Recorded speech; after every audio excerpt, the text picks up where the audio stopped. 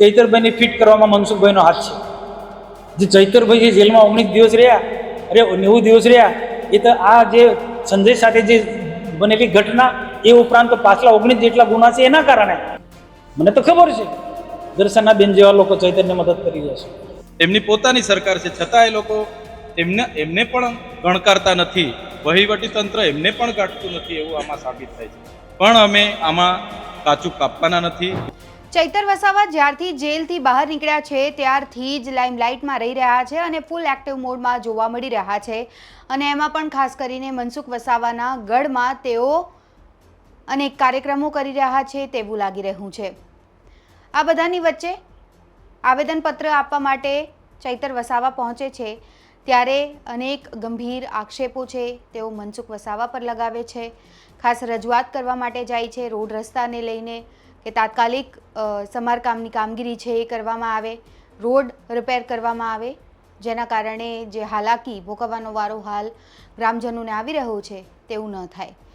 ત્યારે મનસુખ વસાવા ઉપર તો તેમને સ્ટેટમેન્ટ આપ્યું જ છે, તેમના જ ગઢમાં પદયાત્રાનું આયોજન કરવામાં આવ્યું। ત્યારે સાંજ પડતા જ મનસુખ વસાવાએ વળતો પ્રહાર ચૈતર વસાવા પર કર્યો છે અને અનેક ખુલાસાઓ પણ કર્યા છે।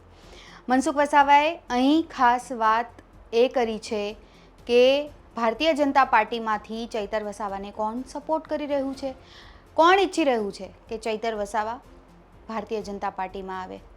એ ખાસ નેતાનું નામ લઈને મનસુખ વસાવાએ શું કહ્યું છે સૌથી પહેલાં સાંભળી લઈએ આપણે એમની પ્રતિક્રિયા અને પછી સાંભળીએ કે ચૈતર વસાવાએ કાર્યક્રમને લઈને મનસુખ વસાવા પર શું પ્રહારો કર્યા છે।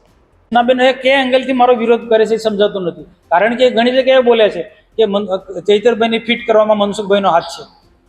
જે ચૈતરભાઈ જે જેલમાં 19 દિવસ રહ્યા, અરે 90 દિવસ રહ્યા, એ તો આ જે સંજય સાથે જે બનેલી ઘટના એ ઉપરાંત પાછલા 19 જેટલા ગુના છે એના કારણે એમના માણસોએ જે ધમકી આપી, સરકારને, કોર્ટને ધમકી આપી, કલેક્ટરને, પોલીસ વિભાગને ધમકી આપી, લાકડીને પાડિયા ધાર્યા લઈને નીકળી પડીશું આવી ધમકી આપી, એના કારણે પણ વધુ સમયની જેલમાં રહેવું પડ્યું।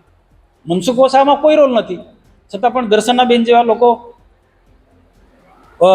ચૈતરને બચાવવાના કઈ રીતના પ્રયત્ન કરી રહ્યા છે એમને સમજાતું નહોતું।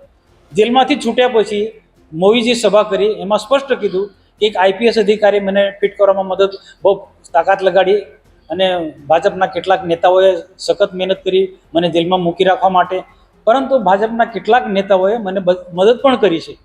હવે મેં આજે જિલ્લાના લોકોને, પાર્ટીના લોકોને કીધું કે ચૈતન્ય મદદ કરનાર જિલ્લાના કયા લોકો શોધો ભાઈ, મને તો ખબર છે દર્શનાબેન જેવા લોકો ચૈતન્ય મદદ કરી રહ્યા છે।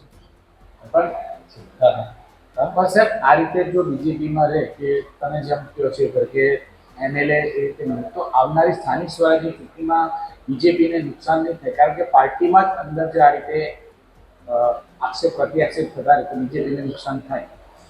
જો દેખીતી વાત છે, મેં આજે કાર્યકર્તાને એ જ વાત કરી કે ચૈતરભાઈને ભાજપમાં આવવું હશે કે નહીં આવું એ સમય બતાવશે, જ્યારે આવવું પણ કેટલાક લોકોને ચૈતરભાઈ લોલીપોપ આવે છે।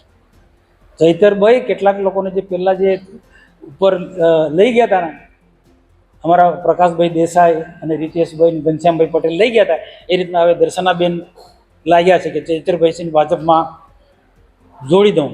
એ ચૈતરભાઈ લોલીપોપ, ચૈતર ભાજપમાં ક્યારેય આવવાનું નથી, ઉલટું ભાજપને નુકસાન કરશે, એ આ લોકોએ સમજવાની જરૂર છે। મનસુખભાઈ વસાવા એ અમારા કૌટુંબિક છે અને આ જુનારાજ ગામ એમનું પણ છે ને મારા મમ્મીનું પણ છે। અને સાંસદશ્રીએ આગળ ખાતમુહૂર્ત પણ કર્યું છે અને એમણે પણ રજૂઆત કરી છે। એમની પોતાની સરકાર છે, છતાં એ લોકો એમને પણ ગણકારતા નથી, વહીવટી તંત્ર એમને પણ ગાંઠતું નથી એવું આમાં સાબિત થાય છે।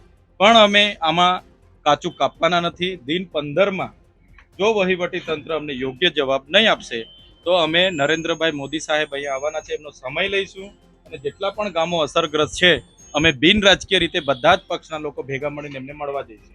આ રિપોર્ટમાં બસ આટલું જ। ગુજરાતના તમામ મહત્વના સમાચાર જોવા માટે અને જાણવા માટે આપ જોડાયેલા રહો ગુજરાત તક સાથે। નમસ્કાર।